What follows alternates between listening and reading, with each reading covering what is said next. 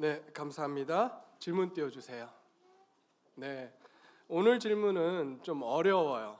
네, 한번 읽어보겠습니다. 왜 남자가 혼자 있는 것이 좋지 않나요? 좀 이따가 본문 설명하면서 설명하도록 하겠습니다. 2번, 이 질문 어렵죠? 네, 아담과 하와는 배꼽이 있었나요? 없었나요? 네, 이거 굉장히 과학적인 질문입니다. 네, 배꼽은 왜 있습니까? 네, 탯줄 때문에 생기는 거죠. 그러니까 어머니의 태중에 있기 때문에 생기는 겁니다. 그렇다면 처음 지어진 아담과 하와는 배꼽이 있었겠습니까? 없었겠습니까? 잘 모르겠습니다.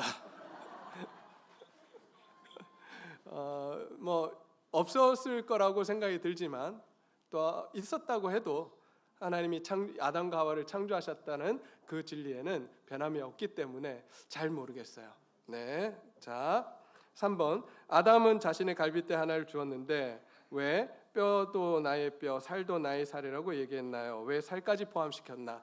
뼈를 가지고, 갈빗뼈를 가지고 만들었는데 살은 안 줬어요.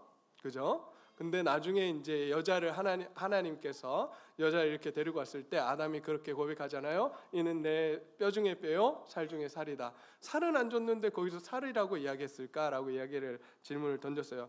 예, 아주 좋은 관찰적인 질문이죠. 근데 사실 이건 시적인 표현입니다. 시 표현이에요. 그래서 이것을 팩트로 그러니까 사실적인 접근을 하면은 좀 어렵고요. 사실 이거는 시적 표현으로 나의 분신이다, 나의 또 하나의 나다, 이렇게 지금 표현을 하고 있는 겁니다. 가장 귀한 존재다, 이렇게 시적인 표현으로 표현하고 있는 겁니다. 자, 그 다음에 왜 남자에게서 나왔는데 여자라고 부르나요? 여러분 이거 생각해 보신 적 있으세요? 저도 없는데 정말 놀라운 질문이에요. 예, 남자에게서 나왔는데 왜 여자라고 부르나요? 이게요, 사실은 우리가 이 히브리어를 보면 이해가 됩니다. 근데 우리가 지금 한글로 보고 있고 영어로도 이게 이제 뭐라 그러죠? 그게 안 다가와요. 무슨 이야기냐면 여기서 남자라고 할 때 남자는 이샤 아니 이시 이샤죠. 이시, 남자가 이시고 여자가 이샤라고 합니다. 이시, 이샤. 무슨 이야기냐면 자음이 똑같아요. 히브리어 자음이 똑같고 모음만 달라졌어요. 그러니까 남자에게서 나왔기 때문에 이시가 이샤가 되었다, 이렇게 언어적 유의를 가지고 표현한 내용이에요, 사실은. 그래서 남자가 여자가 되었다, 이렇게 남자에게서 여자가 나왔다, 이런 표현을 쓰고 있는 겁니다. 자, 그 다음에 5번, 남자와 그 아내가 벌거벗고 있었는데 왜 부끄러워하지 않았나요? 이것도 굉장히 좋은 질문이죠. 왜 벌거벗고 있었는데 부끄러워하지 않았나? 좀 이따 본문 설명하면서 하도록 하겠습니다. 6번, 사람에게 갈빗대, 즉 늑골이 12쌍이라고 배웠는데, 갈빗대 하나를 떼어 여자를 만들었다면 남은 하나는 어디에 쓰였을지, 태초의 사람은 늑골뼈가 몇 쌍으로 이루어졌는지 궁금합니다. 12개, 12쌍, 24개인지 전 몰랐습니다. 대단합니다. 지금 쌍으로 빼신 건 아닌 것 같고요. 하나를 뺐다고 해서, 옛날에 제가 본문 설명하면서 이야기하겠지만, 여러분 옛날 목사님들 그런 이야기, 저희 아버지도 그렇게 이야기하신 적이 있는데요. 남자가 여자보다 갈비뼈 하나가 적다, 숫자가, 이렇게 이야기하신 적이 있어요. 왜? 그때 하나를 뽑았기 때문에. 그러나 나중에 찾아보니까 사실일까요? 거짓일까요? 남자와 여자의 갈빗대 숫자가 같을까요? 다를까요? 같습니다. 여러분 오해하지 마십시오. 의학적으로 똑같습니다. 숫자가 똑같습니다. 그래서 24개. 그리고 하나만 떼었지 한 쌍을 떼지는 않았어요. 그렇기 때문에 하나를 떼어서 만들었다, 이렇게 보시면 되겠습니다. 자, 오늘도 굉장히 좋은 질문 주셔서 감사하고요. 계속해서 질문이 어려워지는 바람에 제가 대답할 수 없는 질문들도 있는 것 같아요. 네, 계속해서 찾아보고 또 연구해가지고 우리 중고등부 친구들에게 제대로 된 답을 해줄 수 있도록 노력하도록 하겠습니다. 자, 여러분, 오늘을 살아가는 저희들이, 오늘날을 살아가는 가정들이 도대체 몇 가정이나 이혼을 하고 있을까요? 요즘 가정들이 많이 깨어졌다라는 이야기를 참 많이 듣습니다. 가정이 깨어진 가정, 이혼한 가정들이 참 많다라고 이야기를 듣고 있어요. 여러분, 이혼 통계율을 제가 이제 찾아봤는데 제가 이해하기가 좀 어렵더라고요. 그래서 다른 곳을 좀 찾아봤어요. 찾아봤더니 세계적인 이혼 통계를 내는 방법은 조금 달라가지고 저희가 이해하기가 힘든데 다른 통계를 하나 보니까 어떻게 되어 있냐면 2021년도에 혼인한 가정의 숫자 그리고 이혼한 가정의 숫자가 어떻게 되는지 조사되어진 게 있었습니다. 2021년도에 혼인한 가정이 19만 2,507 혼인 건이 19만 2,507건이 있었다고 합니다. 근데 2021년도에 이혼한 건은 10만 1,673건이었다고 합니다. 그럼 몇 프로 정도 되나요? 다시 한번요. 19만 건 그리고 이혼이 10만 건. 그럼 대략 몇 프로죠? 네, 55% 내지 53% 정도라고 합니다. 그냥 퉁쳐가지고 50%라고 합시다. 50%가 이혼하고 있는 상황, 결혼한 가정이 그 해에 50% 정도 이혼했다고 보면 됩니다. 결혼한 가정 두 가정이 있다면 그 두 가정 중에 한 가정이 이혼했다라고 하는 거예요. 참 마음이 아픕니다. 이런 상황 속에 우리가 살고 있습니다. 왜 이런 상황이 되었을까? 또 결혼을 할 때는 참 기쁜 마음으로 소망을 가지고 행복하기 위해서 결혼을 했는데 어떻게 이혼하게 되었을까라고 하는 생각을 또한 해보게 됩니다. 그러면서 저는 이번 주부터 해서 이번 주 다음 주 5월 말까지 가정에 대해서, 사실은 지난주부터 해서 가정에 대해서, 크리스찬 가정에 대해서 계속해서 살펴보려고 하고요. 이번 주에는 하나님께서 만드신 가정이란 어떤 것인가 살펴보고, 다음 주에는 그렇다면 우리가 깨어진 가정이 어떻게 회복을 가져갈 수 있는가, 이런 이야기들을 우리가 한번 해보고자 합니다.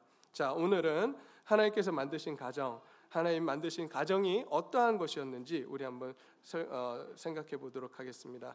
여러분, 결혼이라고 하는 것은 누가 만든 것입니까? 결혼을 누가 만들었을까요?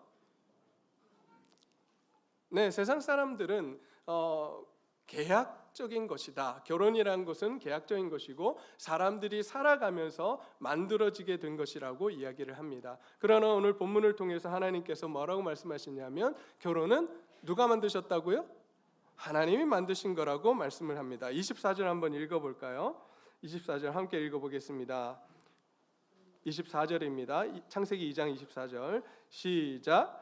이러므로 남자가 부모를 떠나 그의 아내와 합하여 둘이 한 몸을 이룰지로다. 아멘. 누가 만드셨다라고 지금 이야기하냐면 하나님이 결혼이라고 하는 것을 만드셨다라고 분명하게 말씀을 해주고 있습니다. 자, 그렇다면 결혼을 하나님이 만드신 것이라고 한다면 그럼 결혼 생활을 어떻게 해야 행복할 수 있을지, 또 결혼 생활이 어려워졌을 때 어떻게 하면 그 어려운 결혼 생활을 헤쳐나갈 수 있을지 누구에게 물어봐야 할까요? 쉽게 이야기하면 이런 겁니다. 어떤 사람이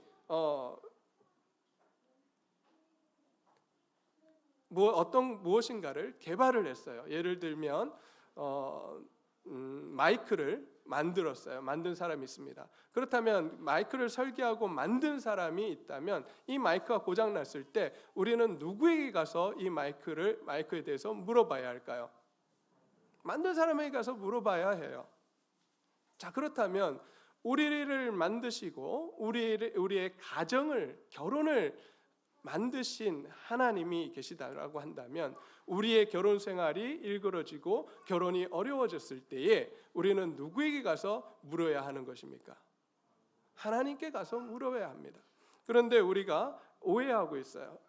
내가 결혼했고 내가 그 사람을 선택했기 때문에 우리가 어떻게든 해결하려고 노력을 합니다. 그러나 오늘 성경은 뭐라고 이야기하냐면 그렇지 않다라고 말씀합니다. 결혼은 하나님께서 정한 것이고 내가 결혼할 때 내가 제 아내를 선택한 것 같지만 성경은 뭐라고 이야기하냐면 그 아내를 하나님이 데리고 오셨다라고 말씀을 해주고 있습니다. 아내에게도 남편을 데리고 가셨어요. 똑같은 겁니다. 이 말이 뭐냐면 우리 스스로 선택한 것이 아니라 하나님께서 함께 그 배우자를 주셨다라고 말씀을 해주고 있는 거예요. 그러니 우리가 우리 스스로 문제를 해결하려고 하는 것이 아니라 하나님께서 그 문제 가운데 일하시기를 하나님의 해결책을 강구하는 저와 여러분들이 되셔야 할 것입니다. 자, 그러면 이런 질문이 생겨요. 저는 아니 혼자 살게 놔두시지. 혼자 사는 것도 좋잖아요. 아닌가요? 저는 혼자도 괜찮던데. 제가 33까지 혼자였거든요. 근데 뭐 나쁘지 않았어요. 예. 근데 혼자 사는 것을 왜 하나님은 좋지 않다고 하시고 결혼이라고 하는 걸 만들어서 함께 살게 하셨을까요? 함께 사니까 어때요? 좋아요? 아니면은 힘들어요? 아, 좋아요. 네, 감사합니다. 저는 힘들더라고요. 많이 싸웠습니다. 지금은 많이 순해졌지만 서로가 깎여졌지만 처음에는 참 많이 싸웠습니다. 왜 결혼했을까? 뭐 이런 생각까지 막 하면서 살았던 기억들이 있습니다. 왜 하나님은 혼자 살게 하지 아니하시고 둘이 함께 살게 하셨을까요? 자, 오늘 본문을 보게 되면 이렇게 나옵니다. 사람이 혼자 사는 것이 뭐하지 않다고요? 좋지 않다라고 표현하고 있습니다. 여러분, 이 좋지 않다는 표현이 뭔지를 우리가 알아야 돼요. 자, 이 좋지 않다의 반대말이 있습니다. 그게 뭡니까? 좋다. 그죠? 좋지 않았다의 반대말은 좋다예요. 그러면 좋다라고 하는 이 표현이 창세기 1장에 어마어마하게 많이 반복되어 있습니다. 그렇지 않습니까? 언제 나와요? 언제 그렇게 표현이 되어 있죠? 하나님께서 창조하시고 나서 첫째 날이 지나고 뭐라 그러셨죠? 하나님 보시기에 좋았더라. 둘째 날 하나님께서 창조하신 이후에 하나님 보시기에 어땠다고요? 좋았더라. 셋째 날 똑같이 보시기에 좋았더라. 쭉 가다가 여섯째 날은 뭐라고 하셨죠? 심히 좋았더라. 이렇게 표현을 하고 계십니다. 여러분, 여기서 좋았더라라고 하는 표현이 뭘까요? 창조를 하시고 보시기에 좋았더라, 아름다웠더라. 그래서 좋았다, 감정적으로 좋았다 이런 표현일 수도 있습니다. 그러나 그것을 넘어서서 이 좋았다라고 하는 표현이 가지고 있는 의미가 있어요. 네? 선하다. 네. 또 어떤 표현일까요? 하나님이 만드신 그 피조물들이 해와 달과 별과 동물들이 바다와 이 모든 것들이 완벽했다라고 지금 말씀하시는 거예요. 완전하다. 보시기에 좋았다라는 말은 하나님의 의도대로 창조되었고 그래서 완전하게 창조되었다라고 지금 말씀을 하고 있는 거예요.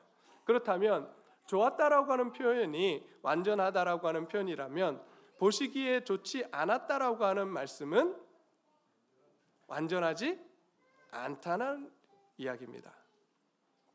불완전하다는 거예요. 남자 혼자 있으니 그것이 보시기에 불완전해 보이는 거예요. 왜 그랬을까요? 사람을 하나님께서 창조하실 때 어떻게 창조하셨죠? 누구의 형상으로 창조하셨습니까?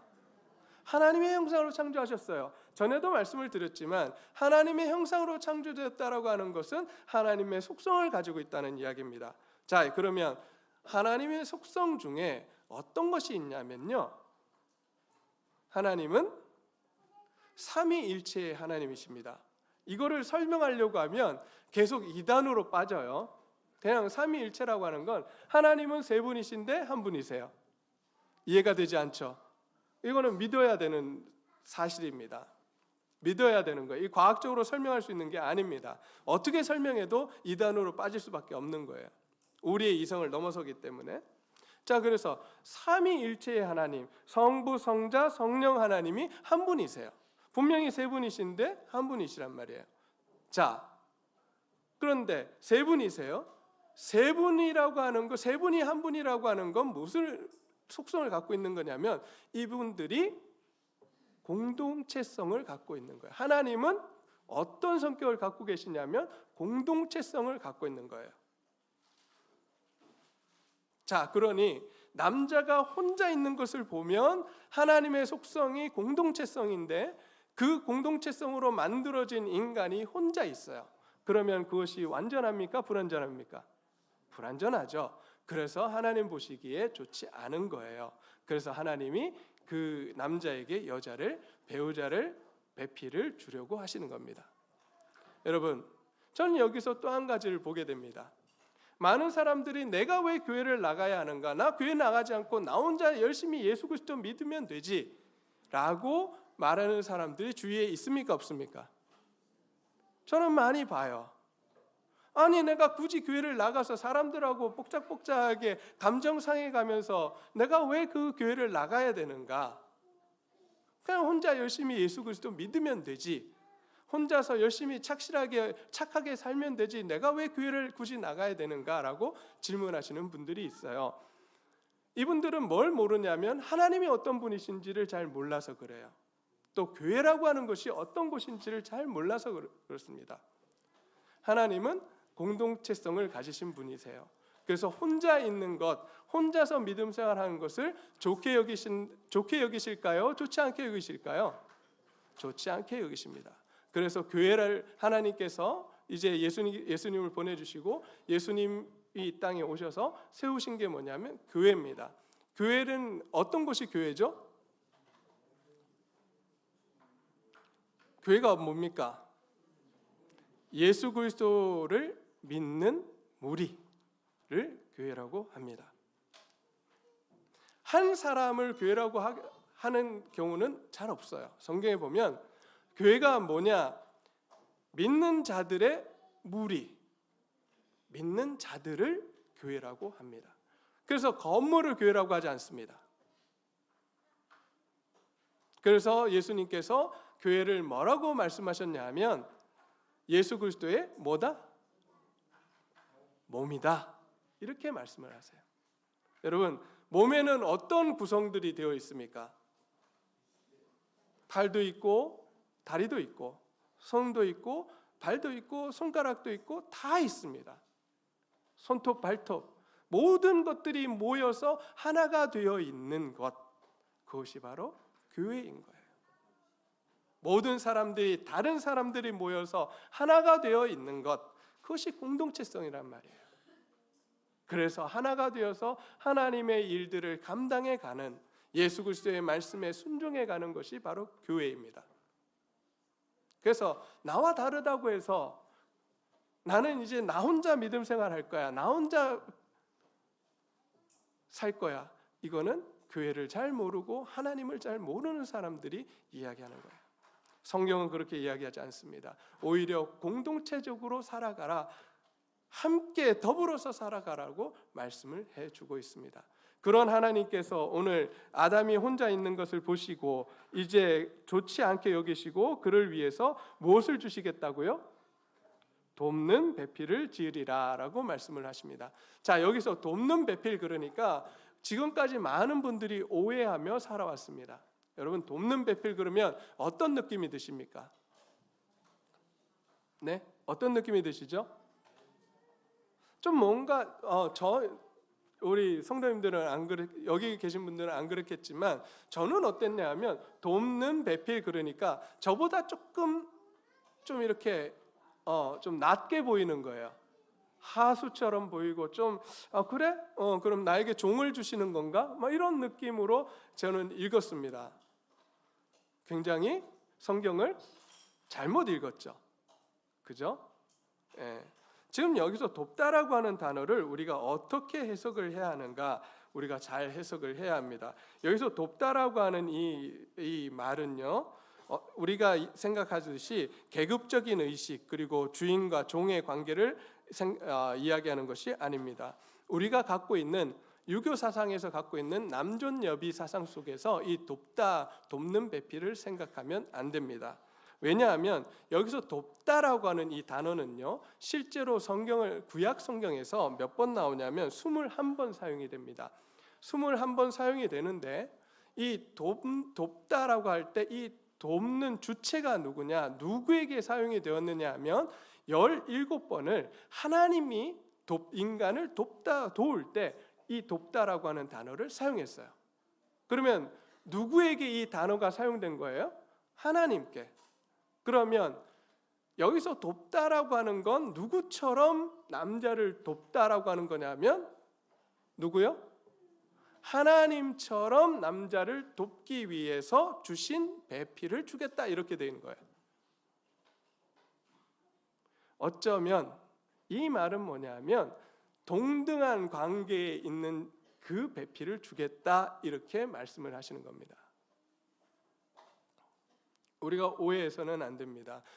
하나님은 인간을 만드실 때부터 남자와 여자를 동등하게 만드셨습니다. 믿으십니까? 동등한 존재입니다. 근데 자꾸 우리가 세상적인 이 가치관으로 남존여비 사상에 매여가지고 자꾸 여성들을 또 아이들을 굉장히 낮게 보는 경우가 우리 안에 있습니다.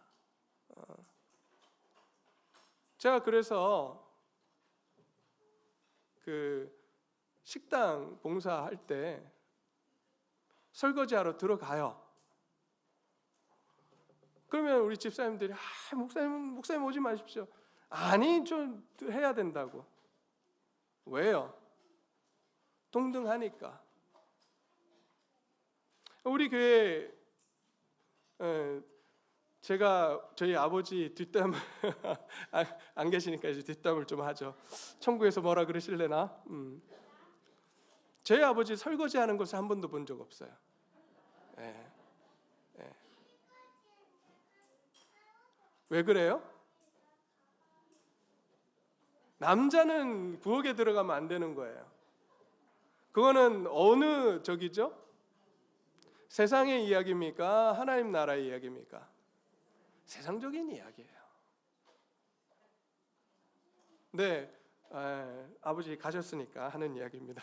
아버지 계실 때 못해요. 여러분, 우리가 잘 생각해야 됩니다.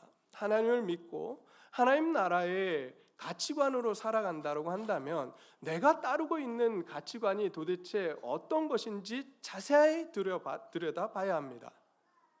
오늘 성경은 아까도 남자에게서 나왔으니 여자라고 한다. 이샤가 되는 이 이야기도 동등하다는 이야기를 갖고 있는 의미입니다.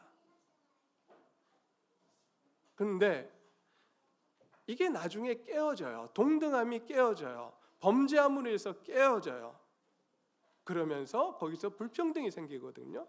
근데 하나님은 이 만들어진 불평등을 다시 되돌이시키려고 합니다. 다시 동등한 관계로 만드시려고 하는 것이 하나님이세요. 자, 계속해서 한번 보겠습니다. 그래서 돕는 배필, 여기서 돕는 배필이라고 하는 것은 바로 하나님처럼 돕는 그러한 배필을 주겠다라고 말씀하십니다. 그리고 나서 하나님께서 흙으로 각종 짐승들과 공중의 새를 지으시고 아담에게 데리고 오십니다. 여러분, 이 본문을 보면요 좀 이상합니다. 아니 갑자기 하나님께서 동물들을 만드세요. 그죠? 동물들을 만드시고 아담에게 데리고 오십니다. 왜 데리고 오셨을까요? 왜 데리고 오셨죠? 이름 지어주려고. 네, 그럴 수도 있어요. 근데 오늘 제가 항상 강조하는 게 있죠. 성경을 볼 때 뭐가 중요하다? 문맥이 중요하다. 그러면 잘 보세요. 오늘 18절을 읽고 중간에 요걸 빼고요. 19절로 바로 넘어가 볼까요? 21절. 돕는 배필을 지으시라 하시고 여호와 하나님이 아담을 깊이 잠들게 하시니 잠들매 그 갈빗대 하나를 취하시고 살로 대신 채우시고. 이렇게 하면 이야기가 됩니까 안 됩니까? 돼요 안 돼요? 잘 되죠. 그런데 거기다가 뭐를 넣었어요? 19절 20절을 넣어놨어요. 그렇다면 이게 의미가 있는 거예요. 무슨 이야기를 하고 싶으신 거예요? 무슨 이야기를 하고 싶으신 거예요? 뜬금없이 들어간 이 이야기가 아니라는 이야기예요. 무슨 이야기를 하시려고 하시는 거죠? 하나님께서 동물을 만드시고 아담에게 가져가신 건 지금 이런 이야기예요. 이 도끼가 네 도끼냐? 이 동물이 너의 배우자에 적합하냐라고 지금 물으시는 거예요. 아담이 그 동물을 데리고 오시는 하나님이 동물을 데리고 오셨을 때 그 동물이 배우자인지 아닌지 판단합니까 안 합니까? 보니까 자기 배우자가 아니라는 거예요. 그래서 그냥 이름을 붙여서 보냅니다. 아시겠습니까? 하나님이 지금 이 배우자인지 아닌지 이렇게 데리고 가서 아담에게 선을 보여주시는 거예요. 근데 아담이 하나님께서 다 데리고 갔는데 다 아니라고 하는 겁니다. 분별할 줄 알았어요. 분별력이 있었습니다. 첫째 아담 하나님께서 만드신 아담은 이렇게 분별력이 있었습니다. 오늘 저와 여러분에게도 하나님이 주시는 이 분별력이 있기를 소원합니다. 무엇이 선한지 무엇이 악한지 우리는 분별할 줄 알아야 돼요. 하나님의 뜻이 무엇인지, 내가 살아가면서 하나님의 뜻이 무엇인지, 하나님의 나라의 가치관은 무엇인지, 세상 가치관은 무엇인지 우리는 분별할 줄 알아야 합니다. 아담은 그런 분별력이 있었습니다. 하나님께서 각종 짐승과 공중의 새를 지으시고 아담에게 데리고 왔더니 아담이 그 이름만 지어주고 다 돌려보냅니다. 자기 배우자가 아니란 이야기예요. 그래서 하나님께서 21절에 하나님이 아담을 깊이 잠들게 하시고 잠들매 그가 그 갈빗대 하나를 취하고 살로 대신 채우시고 여호와 하나님이 아담에게서 취하신 그 갈빗대로 무엇을 만들어요? 여자를 만드시고 그를 아담에게로 이끌어 오시니. 이제 그 여자를 아담이 보게 됩니다. 지금까지는 하나님이 만드셨던 흙으로 만드셨던 동물과 새들을 보고 다 돌려보냈는데 하나님이 자기 자신의 갈빗뼈로 만든 그 여자를 데리고 오니 이제 아담이 딱 보고 뭐라 그래요? 이는 뭐라고요? 내 뼈 중에 뼈요 살 중에 살이라 라고 고백을 합니다. 여러분, 이 놀라운 고백을 하게 돼요. 저는 시를 좋아하지 않죠. 네, 안 좋아합니다. 시성이 없어요. 우리 송우민 집사님 죄송합니다. 우리 시를 지을 때 우리 지하 식당에 시를 이렇게 걸어 주셨어요. 사진과 함께. 시가 문외한이라 그래도 문외한인 제가 봐도 좋아서 집사님께 꼭 걸어달라고 제가 부탁을 드렸고 그래서 우리 흔쾌히 세 개의 사진과 함께 시를 이렇게 주셨는데요. 너무 감사합니다. 이 시적 표현이 저는 모르겠는데 놀라운 표현이래요. 내 뼈 중에 뼈요 살 중에 살이라. 이 이야기라면 여자들이 그렇게 가슴이 설렌대요. 모르겠어요. 저희 아내한테 나중에 오늘 집에 가서 한번 해보려고요. 네. 그토록 설레는 고백이라고 이야기를 해요. 아담이 이렇게 시적 표현으로 내 뼈 중에 뼈요 살 중에 살이라고 고백합니다.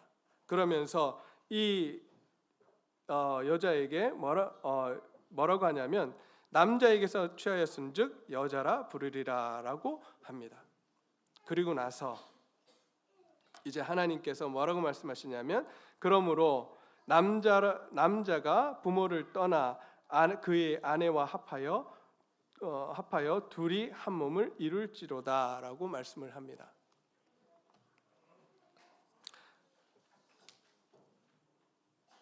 이 둘이 하나가 되기 위해서 하나님께서 결혼이라고 하는 것을 만드시고 결혼에서 가장 먼저 전제되어야 될 것이 무엇인가를 말씀을 하십니다. 그것이 무엇이냐 하면 남자가 무엇을 떠나라고요? 무엇을 떠나라고요? 부모를 떠나. 여러분 이 말이 뭘까요? 남자가 부모를 떠나. 이 의미가 뭘까요? 우리 청년들 이제 앞으로 결혼을 해야 되는데 남자가 부모를 떠나야 한다고 합니다. 이게 무슨 의미를 가지고 있는 걸까요? 경제 독립을 의미하는 겁니다. 부모로부터 떠난다는 이야기는 독립을 의미하는 거예요. 이게 그냥 독립을 이야기하는 것이 아니라 첫 번째 경제적 독립, 두 번째 정신적 독립을 의미합니다. 여러분 요즘은 이 단어가 많이 사용되지 않는 것 같아요. 마마보이라고 하는 말이 많이 사용되지 않는 것 같습니다. 혹시 그 단어 아시죠? 어떤 사람을 마마보이라고 합니까? 엄마 치마폭에 쌓여서 사는 사람들을 사는 남편들을 일컬어서 마마보이라고 하죠. 이런 그 남자와 결혼한다고 하면 그 아내는 행복할까요? 불행할까요? 행복할까요? 불행할까요? 네. 어떻게 그렇게 잘하십니까? 혹시 남편이 네, 아니죠. 네. 불행합니다. 불행해요. 그래서 하나님께서 결혼을 하고자 한다면 남편은 무엇을 떠나라고요? 부모를 떠나라라고 합니다. 독립하라는 거예요. 독립된 존재가 되라고 하는 거예요. 더 이상 부모의 그 그늘에서 살지 말고 경제적으로, 정신적으로 독립해서 한 가정을 이루어 살아가라라고 지금 말씀을 해주고 있는 겁니다. 그것이 이루어지지 않는다면 건강한 결혼 생활을 하기 힘들다라고 말씀을 합니다. 자, 그다음 뭐라고 말씀하십니까? 그 다음에 말씀하시는 게 뭐죠? 그의 아내와 뭐하여 한 몸을 이루라고요? 합하여 둘이 한 몸을 이루라고 합니다. 연합하라고 합니다. 둘이 하나가 되래요. 여러분, 둘이 하나가 되는 것이 쉽습니까? 어렵습니까? 결혼 여기 다 결혼해 보셨잖아요. 둘이 하나가 되는 거 쉽습니까? 어렵습니까? 쉽게 이야기하면 어떤 결정을 내릴 때 쉽게 결정이 내려지던가요? 뭘 먹을래? 여러분 결정이 쉽던가요? 저는 안 쉽더라고요. 각자 다 취향이 다 달라요. 누군가 양보하지 않으면 연합이 됩니까? 안 됩니까? 안 됩니다. 네, 애취. 네. 누군가 양보해야지만 연합이 됩니다. 저는 이 본문을 보면서 또한 교회를 생각하게 돼요. 여러분,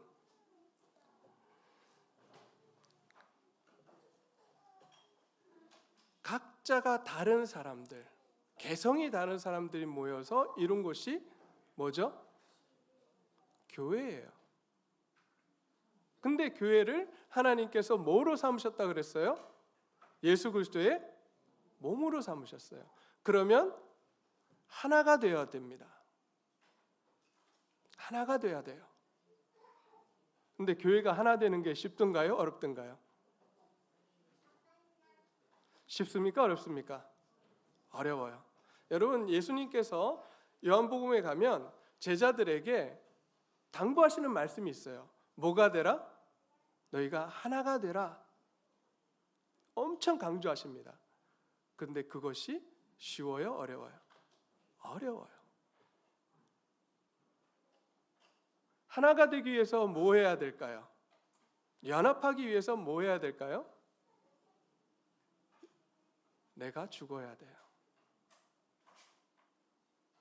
내가 죽어야 돼요. 내가 죽고 우리 안에 누가 살아야 되죠? 예수님이 살 때 우리가 연합할 수 있고 하나가 될 수 있습니다. 내가 살아서 일을 하게 되면, 내가 살아 있으면 그 교회는 하나가 될 수 없어요. 마찬가지로 가정에서 남편과 아내가 하나가 되고자 한다면 어떻게 해야 될까요? 내가 죽어야 합니다. 내가 죽고 누가 살아 역사해야 되죠? 예수님이 우리 안에 역사하셔야 합니다. 저는 우리 동네 제일교회에 있는 모든 가정들이 하나님의 형상으로 지어진 남편과 아내가 하나가 되기를 간절히 소원합니다. 그러기 위해서 나는 죽고 우리 안에 예수님이 역사하시는 놀라운 일들이 있기를 소원합니다. 이제 이런 하나님께서 좋은 가정을 만드셨는데, 여러분, 이 가정이 왜 지금 오늘날 아까도 이야기했지만 깨어질까요? 왜 깨어지고 있죠? 범죄했기 때문에. 아담이 하와가 범죄한 이후에 어떻게 됐는지 아십니까? 처음에 아까 아담이 뭐라고 고백했죠? 하와를 딱 보면 뭐라고 고백했죠? 내 뼈 중에 뼈여라고 고백했잖아요. 근데 범죄하고 나서 아담과 하와가 선악과를 먹고 나서 그 다음에 뭐라고 고백하는 줄 아십니까? 아담이 하와를 보며 뭐라고 고백해요? 저 여자가. 하나님께서 아담에게 묻습니다. 누가 너더러 저 선악과를 먹으라 하더냐? 아담이 그럽니다. 저 여자가.